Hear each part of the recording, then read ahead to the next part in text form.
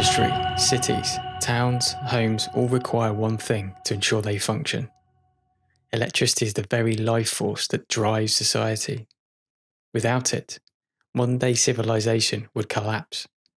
Since 1880, electricity has been dominantly generated through the burning of fossil fuels, coal, gas, and oil. Energy creation is one of the largest industries today, and worldwide is worth tens of trillions of dollars. The owners and generators of such industry wield huge pervading power and influence. It would be wholly unsurprising that their interest would want to maintain fossil fuels as the dominating method of power generation. Could this lust for continuing greed and control mean that they work against innovation, progress, and new technologies?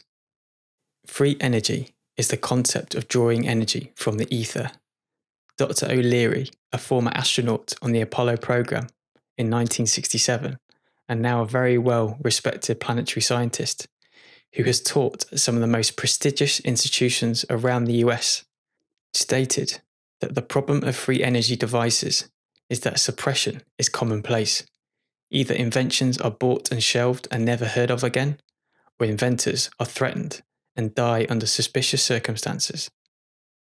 Nicola Tesla was a Serbian-American inventor and arguably one of the most underrated thinkers of our time.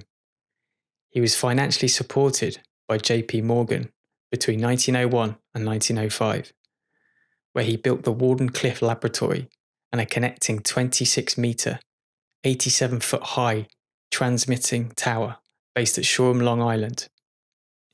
Its purpose to transmit power and signals to any point in the globe.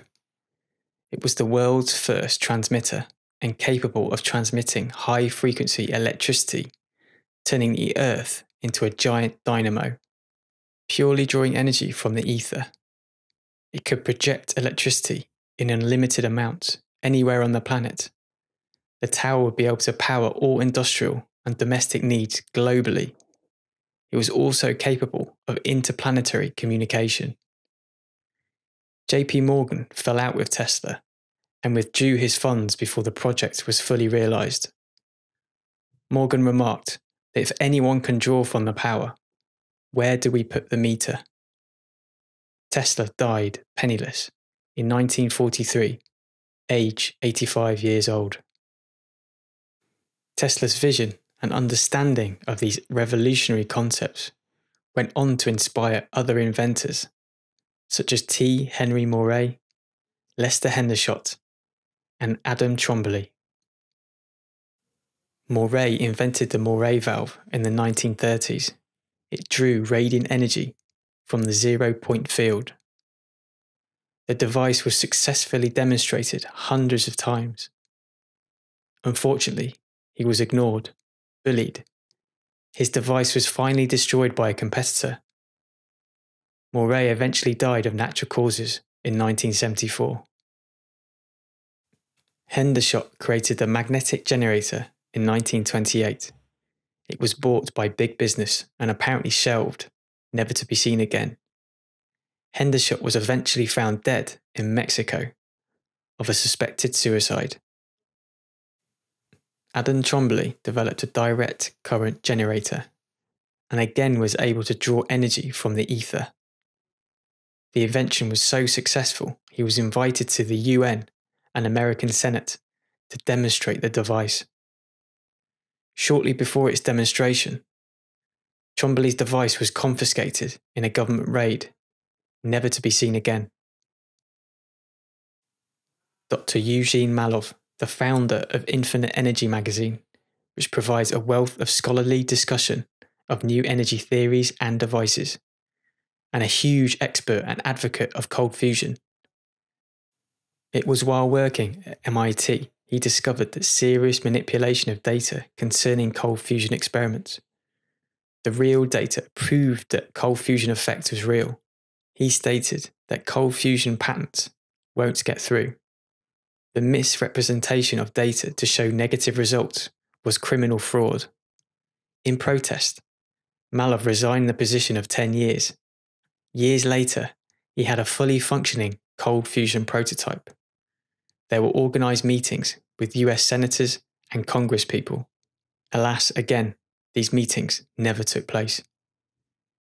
He was bludgeoned to death outside his parents' home. John Searle was a British inventor who created the Searle effect generator. At a very early age, he had the unusual reoccurring dreams twice a year. He was given detailed instructions for building a new energy device. Later on, Searle went to successfully realize the technical details of his dreams. He was able to power his entire house without the use for a mains electricity. The energy company thought he was stealing unmetered energy. He went to court and was sent to jail. While in prison, his house caught fire and the Searle effect generator was lost. The suppression of these technologies seems to operate on a global scale. It's hard to believe and understand how endemic the suppression is.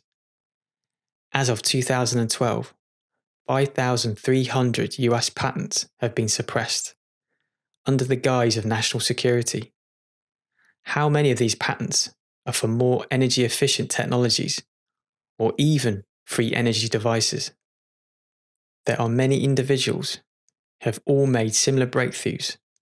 They've been met with threats to their livelihoods or even their lives.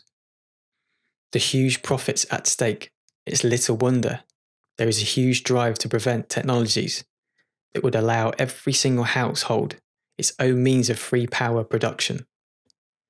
Such technology would allow us to clean and cleanse our increasingly heavily polluted planet. It's hard to understand the morality of people who seek profit and power over the toxicity and poverty of the people and our collective home.